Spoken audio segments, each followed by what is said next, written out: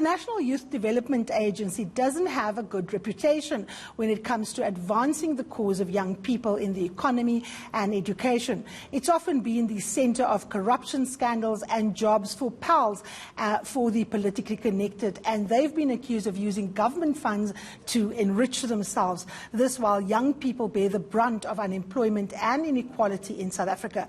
To talk about the role of the institution and the place of the agency in economic development, I'm joined by the Young Communist League of South Africa's Provincial Secretary in Gauteng. He's also a research associate at the University of Tshwane in technology, or rather the University of Technology in Tshwane, Mr. Gabo Morifi. Gabo, good morning. Thank you so much for joining us. The NYDA doesn't have a good rep, let's be frank. Do we still need it? Well, I think we still need the National Youth Development Agency because issues of young people have to be mainstreamed into broader programs of government. So to suggest that there are weaknesses, yes, of course, there are weaknesses in the National Youth Development Agency, but we've got to look at how do we then improve, the National Youth Development Agency so that it becomes, an embodiment of, young people and that it, benefits young people in the main. So I think the starting point ought to be about really reflecting on the successes or rather the failures of the National Youth Development Agency, because you would know that this agency was merged with it was a culmination of a merger between the National Youth Commission and the Youth Fund, which came into effect, I think, in 2009. So we're marking 11 years of the anniversary of the National Youth Development Agency. But one of the things that we've got to reflect about is its reputation, as you put it, that it's not very good, mainly because incompetent people get to, serve in the board. Okay, Gabo, just hold that thought. Let's look at the leadership, right? The problem for me with the NYDA has been the obsession with leadership, right? There's been always a big battle, and sometimes it gets caught up in the factional fights inside mainly the African National Congress. This is a state body. It should access or be accessible for all South Africans, for young people from all walks of life, all political orientation. Shouldn't there be less emphasis on the leadership? Shouldn't we just have a professional class of people run this development agency like any other agency? I think, Karima, as you correctly put it, I think it is important that youth development transcend, party political, activities. Like if you were to put it bluntly, this should not be the preserve of the Progressive Youth Alliance that has links and ties with the governing African National Congress. I think it should be about a competence. The National Development Plan identifies one of the challenges towards building a capable developmental state as this thing of putting people who are not qualified into positions of government to run state agencies. So there's nothing wrong if you have young people within the ruling party and its alliance that are qualified, who have, who unite the requisite of experience and academic credentials. But it's definitely a problem where we're just going to put in people because of their ties to the ruling party without any expertise. And this is a reflection of the weaknesses that you see in the National Youth Development, because one of the things that its leadership ought to comprise of a divergent of young people. You've got to have young people in business, young people in civil society movement, so that if you are to look at what constitutes the budget of the National Youth Development Agency, you can supplement it if you have people who are from business, who have ties with business, young people who have ideas. And there are many South Africans who are willing to fund youth initiatives, but they would not be able to do so because the people that we put in this agency are not people who have the capacity to inspire confidence to business, and as a result, it hampers development. So it is something that we've got to do: disinfect the National Youth Development Agency from the political processes of Parliament. I think also it is problematic because when you go there, it's a share, it's a half-moja approach. The NC in Parliament says we've got to compensate even those that help us to shape, legislations in the country. Let's give this to IFP. Let's give this to, say, maybe the ANC comrades. I think it is wrong. We need, professionals who can, take this development agency. So, Haba, if I understand you correctly, you are saying it shouldn't just be divorced from the governing party, but from party politics, that this should really be located in the arena of civil society.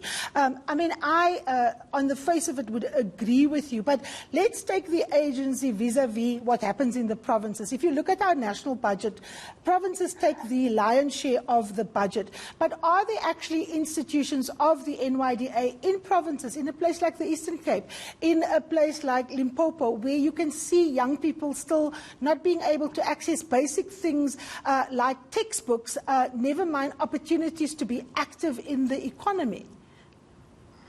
Look, Karima, just to be quite honest with you, you have this is what you have as a reflection of the NYDA. The NYDA has 25 branches across the country, and meaning that if you are to look at the number of municipalities that we have, vis-a-vis the branches of the NYDA, it leaves much to be desired. And secondly, the disentanglement from the provincial and the local government, because what you used to have previously, the youth commission, you would have provincial commissioners who were responsible for mainstreaming youth programs in provinces.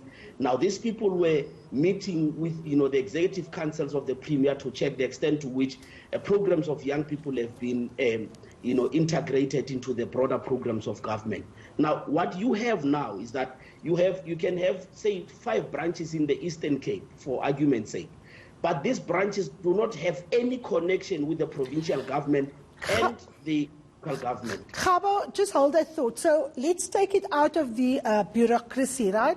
If I'm a young person watching this show now and I have a business idea, let's say around making data available or being able to set up a facility that, let's say, manufactures masks, but I need startup capital, where would such a young person go for the NYDA? Let's say I'm from a place in Kofinvaba in the Eastern Cape. How do I even know where to go for the assistance? Does the NYDA deal directly with young people who have business ideas, who have business opportunities, but need mentorship, guidance, and capital at the end of the day? One of the existential questions that we've got to deal with is that the reality is that young people, ordinary young people, may not have that, access, because you have to write to the youth agency that is based at Woodmead in Johannesburg. And for a young person who does not have internet or data, it's a challenge for them.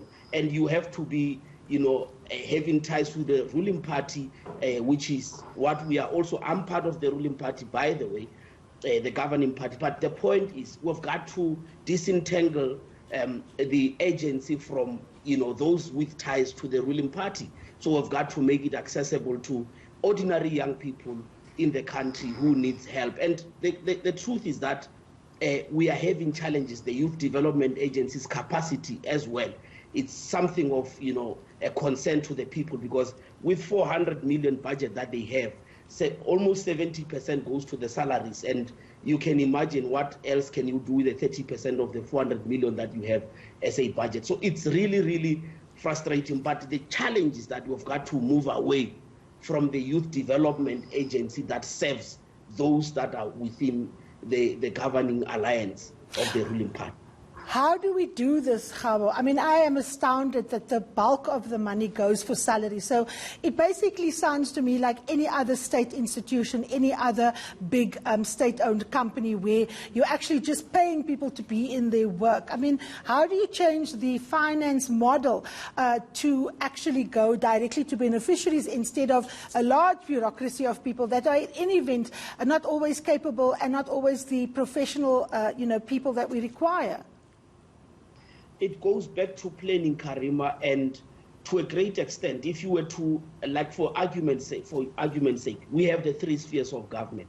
If you were to say this is the agency, but you must ensure that all entities of government, they have a youth representation that have a direct link with the National Youth Development Agency, so that from time to time, any organ of the state must, lay bare its plans, so that its plans, contribute towards the broader, budgetary plans of addressing the challenges of young people. I think we would be going somewhere. But the other thing is that we can't always rely on taxpayers. We've got to find, operate it like a business, with a business model that says we've got to go and source funds even from the private sector, from donor funding, so that you are able to, complement already what government is doing. Government's money alone would not address the challenges of young people, but this is a responsibility of youth development agents. But if you are there to put people who have been in a university for more than 10 years and they could not even collect a degree, and you expect that they must help resolve the challenges of the youth development agency, I don't think we'll achieve the objective of Youth Development Agency. Final question to you, Gabo. If you're saying that we must keep this agency despite all its problems, what is the one thing that needs to change so that it can actually serve South Africa's young people instead of a big bloated bureaucracy? The first thing that we need to do is to look at the National Youth Development Agency Act, to review the Act, because the Act in its current form does not address the challenges of young people. I think before we could even appoint a board, we're supposed to say what are the challenges of this thing, and it goes back to the legislation. Review the legislation in such a manner that it professionalizes the Youth Development Agency, and from there look at ways and means of ensuring that it accommodates a broader variety of youth of the country. The Amapiano youth of this country must feel represented. That, those with disability of color, they must also form part of the Youth Development Agency as a way of trying to improve its efficiency.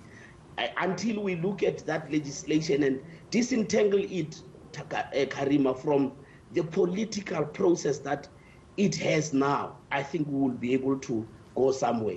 All right, Gabo, we will have to leave it there. Thank you so very much.